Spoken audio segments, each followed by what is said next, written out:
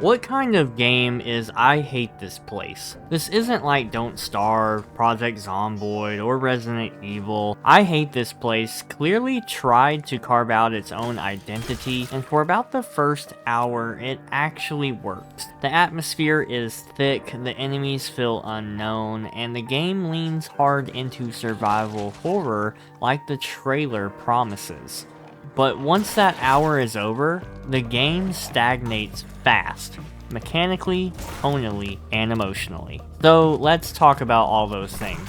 And thank you to developers Rock Square Thunder for the free review copy. You may be wondering, is it actually scary or just kind of framed like a horror? There are scary moments, I won't deny that, but there's maybe like 3 or 4 genuine scares that got me because they were quick, sharp jump scares, and for those rare moments, I loved those. But most of what this horror is gore, demonic imagery, and satanic symbolism.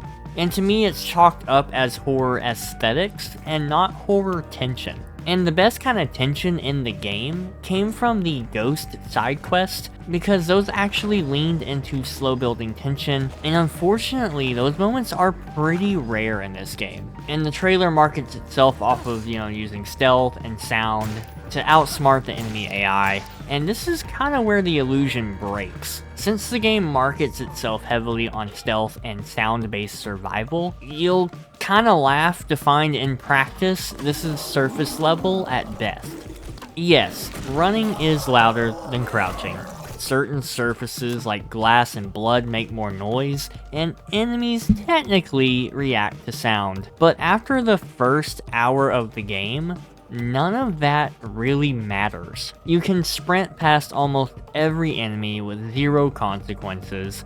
Once you test the limits of the AI pathfinding, the fear kinda evaporates. Enemies chase you, but poorly. To me, there really was no tension or survival horror instinct, even though the visuals look nice. Even for me, like a bigger gut punch was that enemies don't hit very hard. So in survival horror, you're kind of feeling the survival horror aspect because, things damage you severely, and you're having to recoup some kind of health item. The big brutes still take like 4 or 5 hits to kill you. There's no real big punishment for your mistakes, and the bandages are really easy to craft after, maybe hour 2 or 3 in the game. So you're really never feeling like you're out of supplies, which I'll get to the crafting and supply section a little later in the video. But basically, once you realize this, the tension is gone for good. You may be surprised of the day and night cycle, but this boils down to more monsters and same gameplay. Yes, night is technically more dangerous, more demonic creatures come out,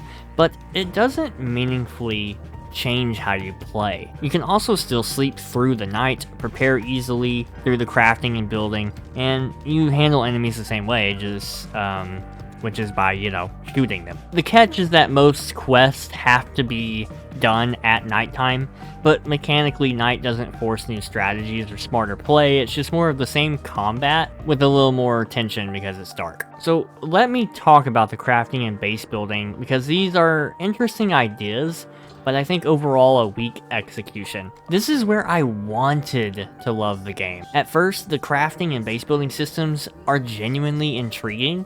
I thought this might be where the game spices it up and, adds some more elements that make this survival horror cool, but everything is basic level. It's basic upgrades, basic buildings, basic crafting loops. Once you craft meat and potatoes and flares, the game's effectively over. And those things are done pretty early in the game. And the flare gun is just comically overpowered. Kills enemies in 1 to 2 shots. Flares are easier to craft than ammo for your guns that do less damage, and it removes any sense of danger. Plus, flares can be used similar to the Molotov or dynamite, where it just blows things up for you. Instead of reinforcing survival horror, crafting actually does the opposite, where it kills it. So what about the replay loop, like death, difficulty, and the mechanical systems? Death isn't really punishing either. You have manual saves, which are pretty frequent, respawns are close by to each other, progress loss is not that much, and one important thing is this game barely explains its systems at all. You're expected to learn everything through trial and error, dig through an unorganized journal and notes, scroll through random notes to find door codes, so if you happen to explore and find notes to like, 5 different areas and then try to look through your notes later to find a code, it's just going to be scrambling all over the place. Whether intentional or not in the game design, it becomes difficult for someone that wants to be organized and trying to find things to progress through the game. There are survival horror games that do have unorganized journals, but trust me, they're better laid out than this. There's also no real difficulty curve. Enemies feel roughly the same from start to finish, which we all know just makes the survival horror and combat feel less innovative. At least for the art style and presentation, it's really cool looking. The bold comic book art style is cool. The onomatopoeia text popping up from the footsteps, very nice touch. And the 80s horror vibe is pretty authentic. But after a few hours, that's it. Now, I do like the map design, one of the bright spots in the game. Exploration is genuinely pretty rewarding. Blueprints for crafting are highly valuable and worth finding. Regions feel visually distinct and no area feels copy-pasted. So where the map design is solid, I honestly just, think it deserves better gameplay systems to support it. I wish there was more hazardous environmental effects too.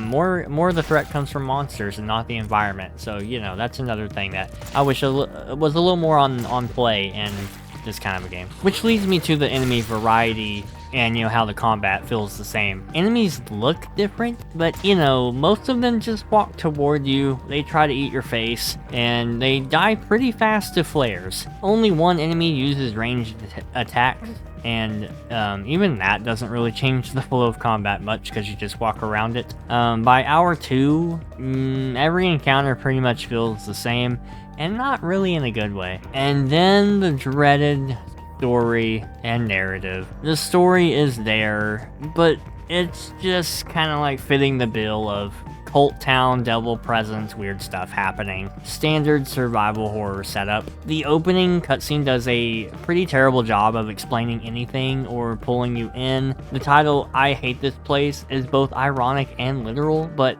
I kind of love and hate it for reasons the game probably didn't intend. And from the credits, it's very obvious the voices are AI generated, they sound sloppy, they don't sound good to a native English speaker, and that also just breaks the immersion when you're trying to play this game and you hear those voices. It just really cuts you out of it. And for a total length, you're probably looking at a good 6 to maybe 8 hours of gameplay here. It's very linear design. It's not really open world or sandboxy. It's got a linear path as long as you follow the road in the game. The map kind of has this kind of like circular motion to it, and there's no real options for replayability in my opinion as well. And I don't know how many testers were on this thing, but there were a few bugs. I never even found Uncle Spencer by the river, and trust me, I'm not blind. He's literally just not there in my game. The game